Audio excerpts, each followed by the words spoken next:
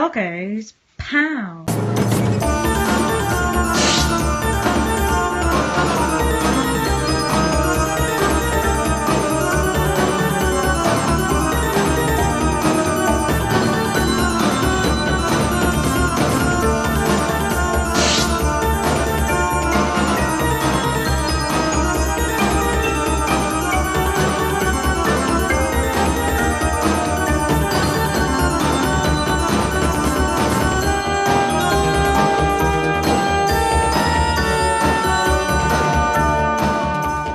Right, let's have a trip to Namco's Spooky House series. What's behind the green door? It's probably a man in a hockey mask. Let's find out. Right, and it all began in 1988 on a very stormy night. And Jennifer's been kidnapped, and it won't be the first time.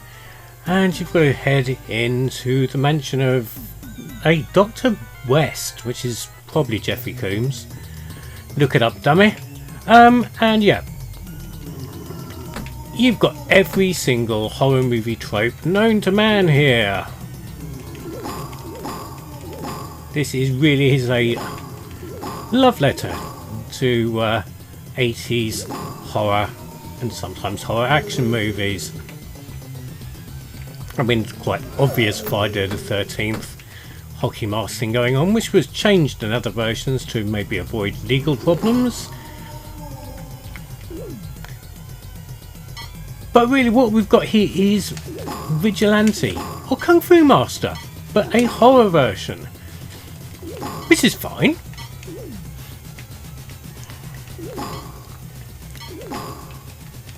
Oh, crap.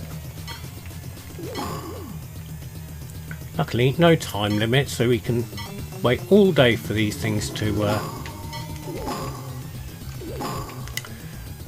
get the timing right. And these monsters couldn't actually climb, I think. Oh, and these guys are annoying because their heads come back. Oh, you over time limit. If you spend too long, the mist gets you, or the fog. Okay, right. This is the facehugger bit. Sorry, not facehugger, chest bursters, leeches, whatever you want to call them. And as with a lot of games, there's a technique here. Now, I don't know enough about horror movies to spot all the references, but some of them are obvious, and if you've spotted any, please comment below. Oh, and one pops out. There we go. One last one. There's so many things in this game where you think it's over and then the last thing gets you. And we're into the corridor of gore.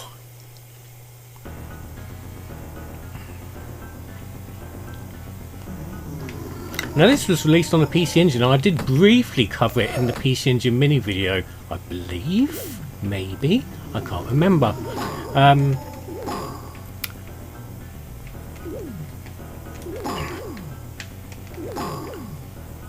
And here's a quick clip of it now.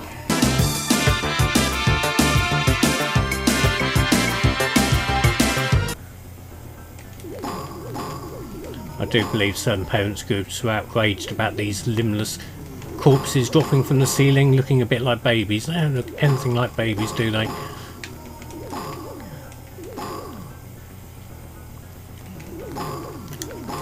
There's a lot of action going on the screen here. Right, and now we go down.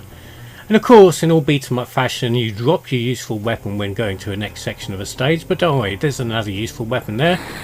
A piece of 2x4. Lovely, we'll have that. Thanks, Rick.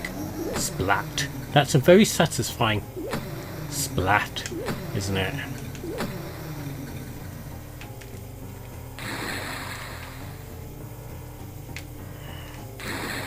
I just realised I've only got one life. And some of the timing here is a bit critical.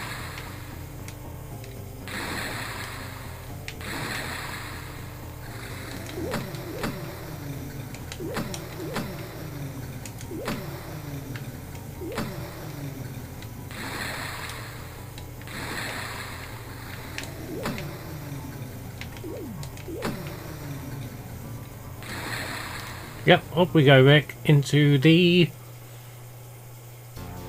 poltergeist room. Now, I will lose this life here, because it's a little bit unforgiving. I can never remember, shit, what happens first. Evidently, it's that candle that happens first. So, try not to stand under the chandelier thing. Just going to stand over here in relative safety. Yes, things are materialising above me.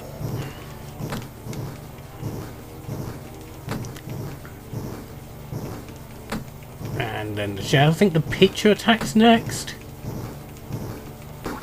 No knives.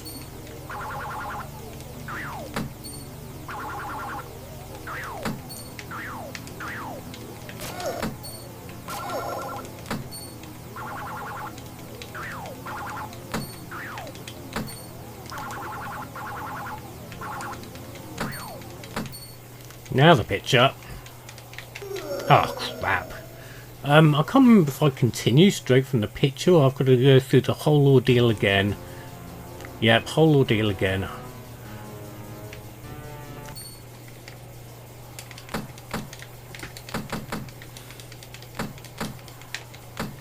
Right, that's how you deal with the picture, but watch out for the chandelier. There you go. Fantastic. Right, next stage.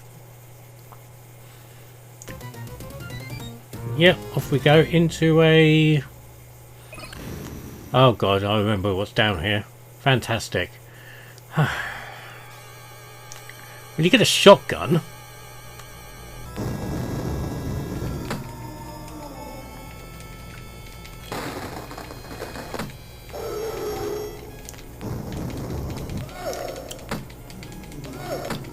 Look, there's the fog coming because I'm taking too long.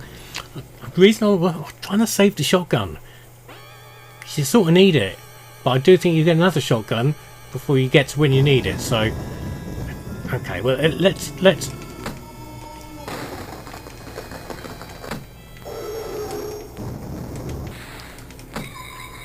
That's more like it.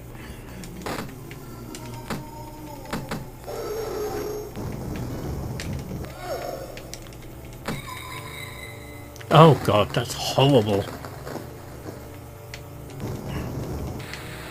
And the shotgun is almost ineffective against it. Oh crap, I forgot about that. If you don't jump over those things, they pull you down. Into another underwater stage. And you lose the shotgun.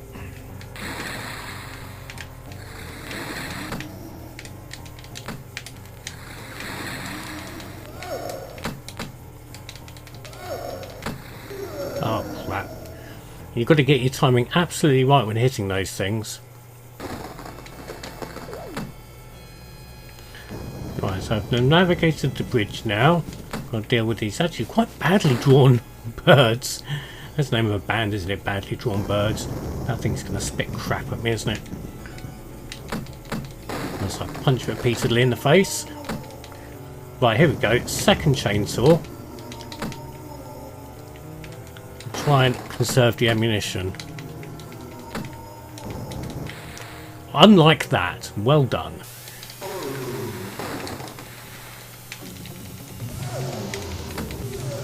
Yep, this is about as far as I get in this game. Chainsaw bastard gets me every single time. I mean, I could go on YouTube and look, see if I can see a strategy, but it's not really in the keeping with things, isn't it? I'll do things without any preparation. Right, come on then.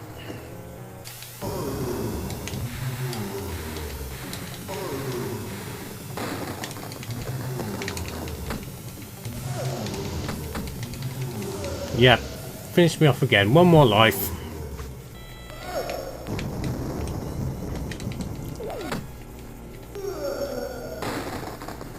Well, that was shit.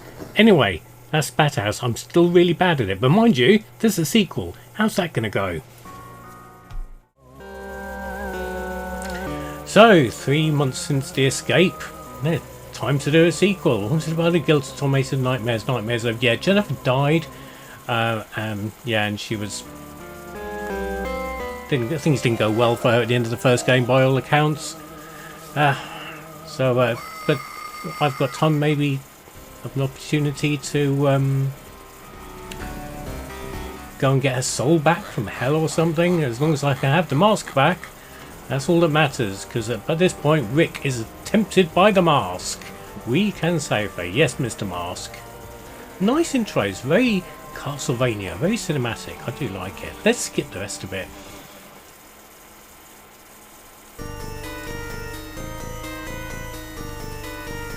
Again, Rick finds himself face down in a ditch, and the mask has changed again. Not quite as different as the PC Engine one, but different nonetheless. Is this thing going to attack? Maybe. And they're not skimping on the slime. Lots of slime. If it's green, it's okay. Blood? Out the question. Oh, face huggery thing. And this luckily takes its cues from the PC Engine version in terms of the snappy controls. Oh dear, that guy got eaten. Oh, let's jump over that pit of death. Oh, trusty piece of wood. Look at that.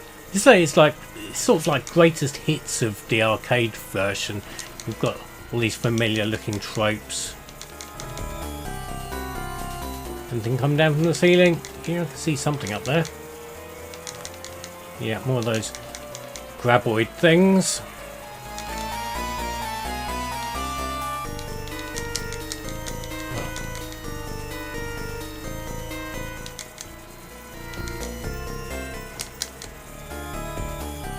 Maybe they're not going to come down. Okay, that's fine. Fine by me. Oh, that one is like crap.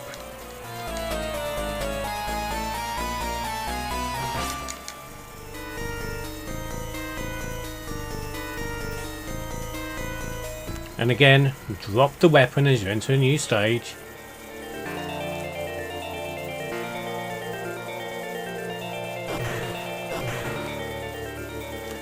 And the monsters are afraid of something. Maybe a bigger monster. Yep, there it is.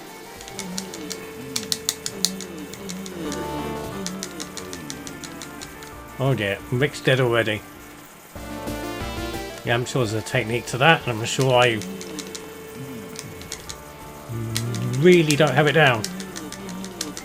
I suggest punching it in the face repeatedly. And I'm sure that green slime would have hurt me if I'd been hit by it. Stage 2, and oh Christ, an elevator stage. Just what you always wanted.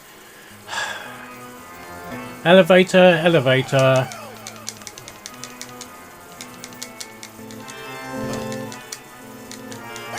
But yes, if you were jonesing for your SplatterHouse fix at home and you didn't have a PC Engine, this was the best way to go.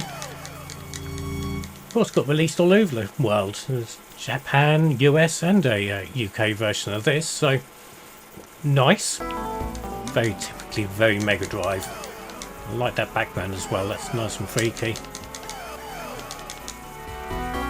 Don't stand on the spikes, Rick. I said, don't stand on the spikes, Rick. You great big plum.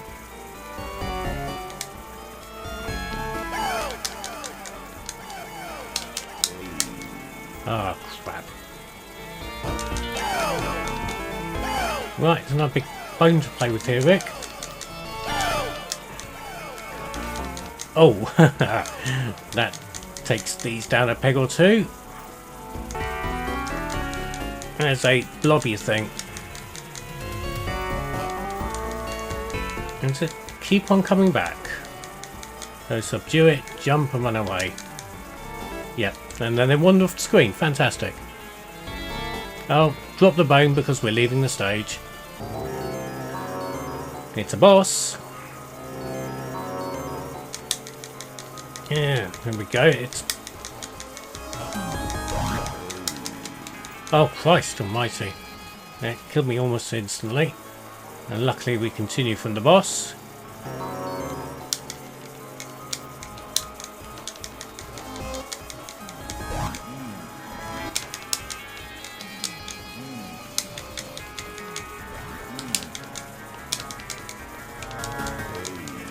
And the key here is going to be remembering what sort of formation those skulls go in, and I'm not going to learn it now. I doubt if I'm going to last very much longer. But suffice to say, this is a good version, or at least a good sequel to SplatterHouse. Yep, we're all ready. Yeah. Not long for this world. There we go. Poor old Rick. Not going to save Jennifer today. But you know what? There was another sequel. Let's have a look at that. So yes, there was SplatterHouse 3. Again, exclusively on the Mega Drive / Genesis. And it almost looks like the house from The Exorcist, doesn't it? So I don't know if that's intentional or not. Probably. And again, the mask is back. You wander aimlessly. Surely you will fail in your quest. Okay. Yeah, I'm off to find Jennifer's, I don't know, handbag or something this time. Mansion first floor. Now this is different. It's a scrolly beat-me up thing. But it's more akin to Street to Rage or Double Dragon in the way it plays.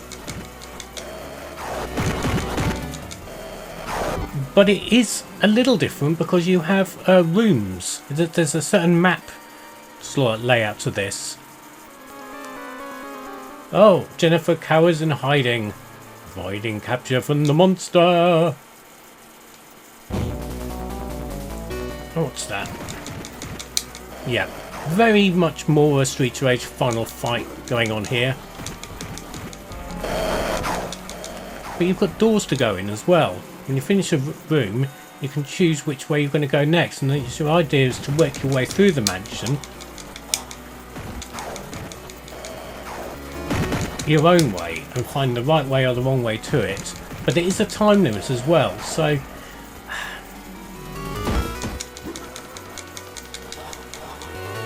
you don't want to be taking your time. You probably need to be mapping it in your head as you go along. And the door hasn't opened, so there's something else to kill. There's that. I also noticed there's a POW meter down the bottom, and I think that's how you build up a special move.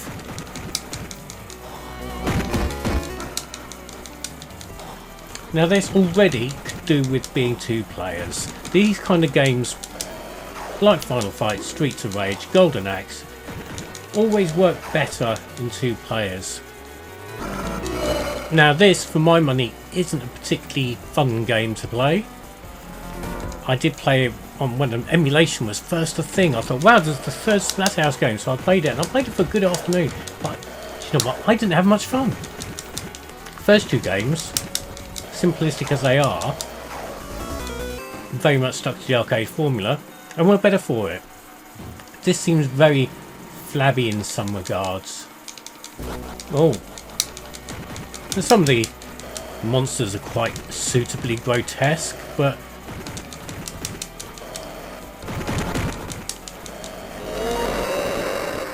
there's another POW there. I missed it because I went into a room with a painting in. We're going to fight the painting? No. Ah, more of these things.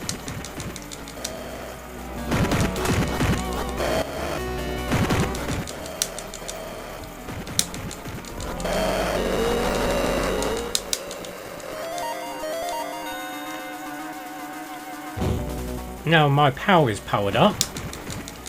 I don't really want to use it because I might come across a really big bad guy. I want to use it there.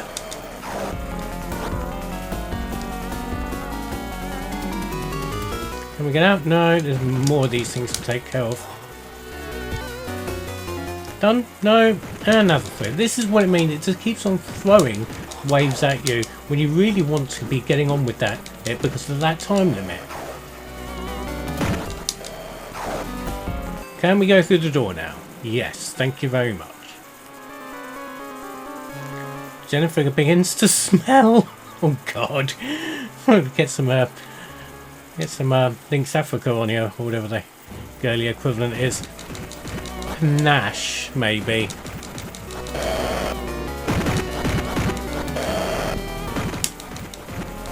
Well, if I'm heading the right way because Jennifer's starting to smell, Maybe I just follow the smell, I don't know.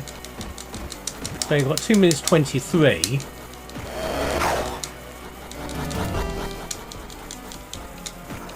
So I'm not entirely sure how the time seems to be going down in real time rather than a weird sort of game time sort of thing. Okay, there's a door there now. The monster emits a foul smell and moves closer to Jennifer, but Jennifer smells as well, so, you know, it's...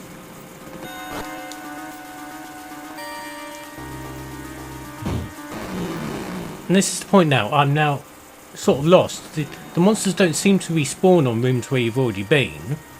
So it gives you an idea of the place, sort of, but...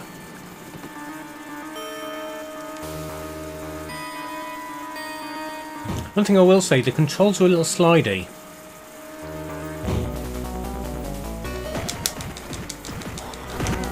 One minute 33. Well, I've run out of time. There's a door there, and there's probably a door at the end of the corridor. I've actually no idea where I'm supposed to go. Is there a map?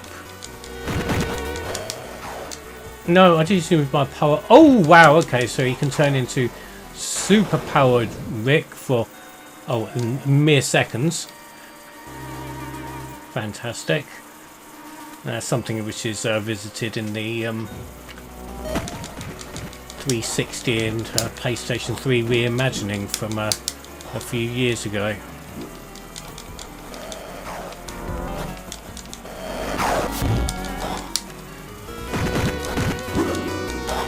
Which I have played. I'm not going to cover it in this video because I covered it in a Halloween video a few years ago, and I don't really want to play it again.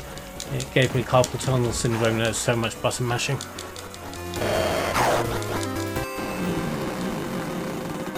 "34 seconds to get to wherever I'm supposed to be going, where I really do not have a clue."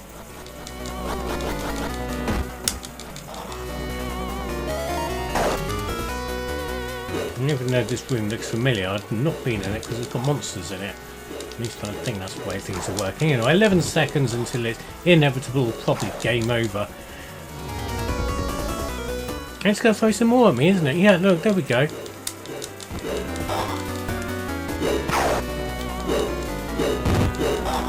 Well, it's gone down to 0. What happens now then?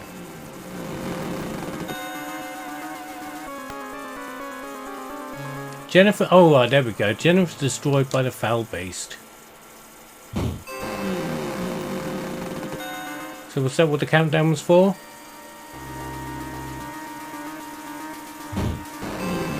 Who knows? And I think I'm just walking in circles now. This is what I found so tedious about this game. It could do with a map. I mean, you press start.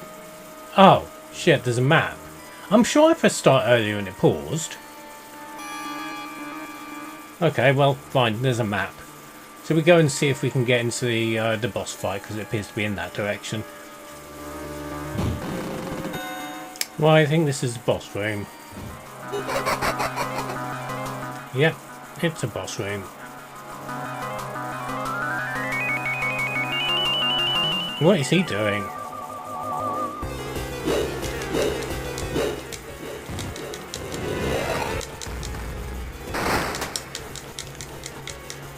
His head's fallen apart, but he's still going. And he's killed me. Gotta lose my Rick power? No, I'll just get straight back up.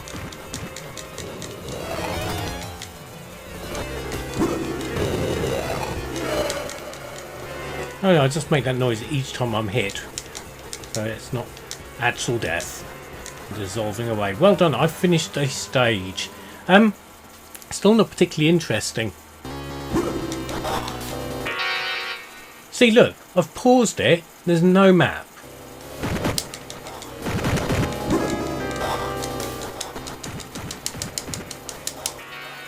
See, again, still no map. Is there something I've got to unlock by going in certain rooms? If so, that's a bit shitty. But,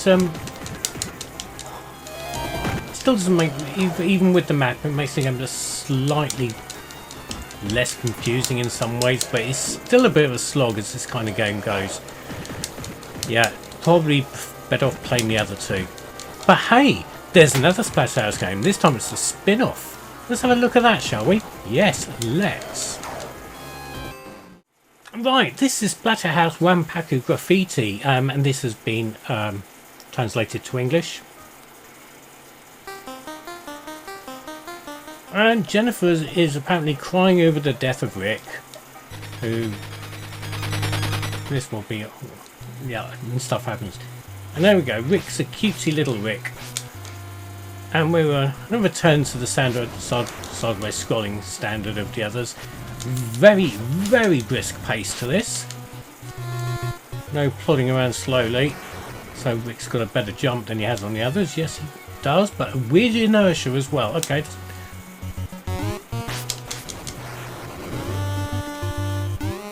So yeah, it's a NES side scroller. I mean, it's not a horrible thing, but it just feels very NES. Nice detailed sprites and that. Oh crap! Now this would not have washed in the Bible Belt in America, would it? Sweets, I think, give you stuff back.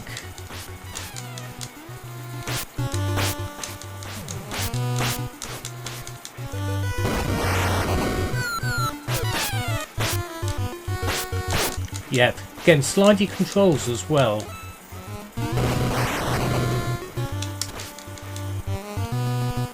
Slidey controls and inertia when doing jumping is just a little bit...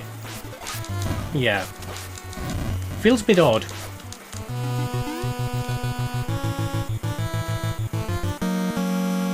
And here comes Dracula, he's giving me the finger. And also a Thriller tribute. Thank you. Did I mention this is a parody game? Yep. What do we do here, guys? We just wait for the show to finish. And he moonwalks out of it. Oh no, he's the boss, and so is his friends. Oh, I see. I've got to kill a certain amount of things on the top, so there's 1 out of 20 there. While avoiding Dracula's fireballs. Oh dear, poor Rick's been hit in the head by a Michael Jackson wannabe. What? You get 1 life. We get to continue? Oh, good. Oh, one of those games where you continue from the beginning of the stage. That's stupid, isn't it? Why would you continue something when you just have to start from the beginning of the first level? Right, let's skip to the end bit again. Right, here we go. Fighting Dracula and his fireballs and minions.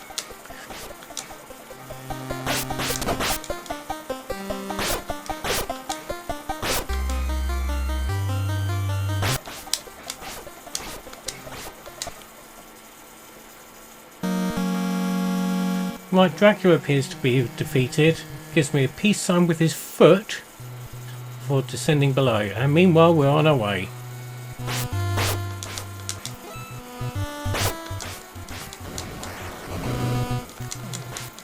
What's going on here with these flaming things? Is that cake? I don't know. Here's a very spooky house. Do we go inside? No. Or do we? Yes, we do go inside. The house is evidently a TARDIS because it's huge inside. We're starting to see some very familiar SplatterHouse sort of tropes with these spikes coming out the ground.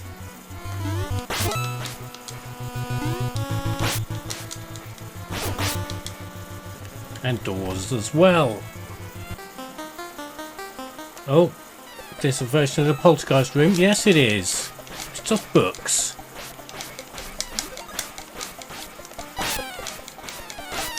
But again, not really a... Doesn't seem to be... There must be a pattern to this. It just seems a bit random. I mean, this is fun enough. It's okay. It's one of those things that always fascinated me when I read about it. But I'm glad I didn't pay the going money for a cartridge, which is ridiculous these days. Oh, again with another Poltergeist room. Is that supposed to be Jennifer?